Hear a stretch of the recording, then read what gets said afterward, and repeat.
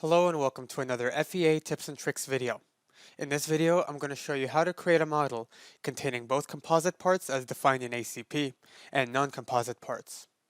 Where shell modeled composites suffice, refer to the following example. Where solid modeled composites are required, for example when using a thermal analysis, skip to the following timestamp and refer to the following example. Starting with A3, we have two shell bodies in contact, a non-composite on the left and a composite on the right.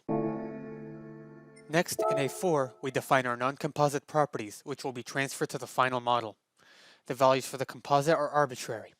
This step is also where we define our complete mesh.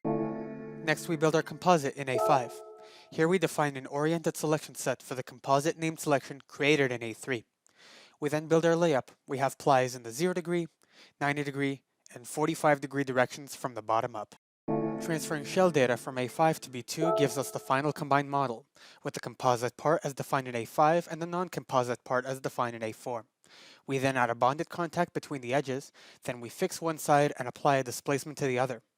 The loaded end was free to rotate, so the composite part started to twist due to the 45 degree layer. For the solid modeling workflow, we first look at C2.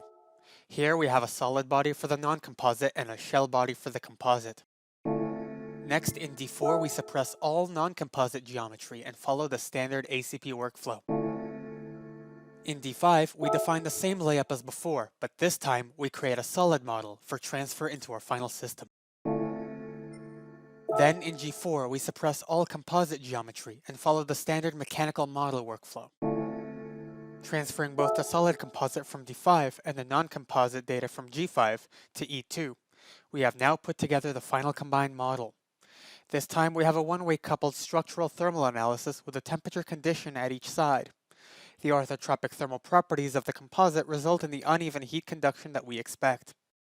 Then, when we fix only the non-composite side, we can see the composite start to twist due to the orthotropic thermal expansion. This concludes this tips and tricks video on modeling combinations of composite and non-composite parts for both the shell modeling and solid modeling scenarios.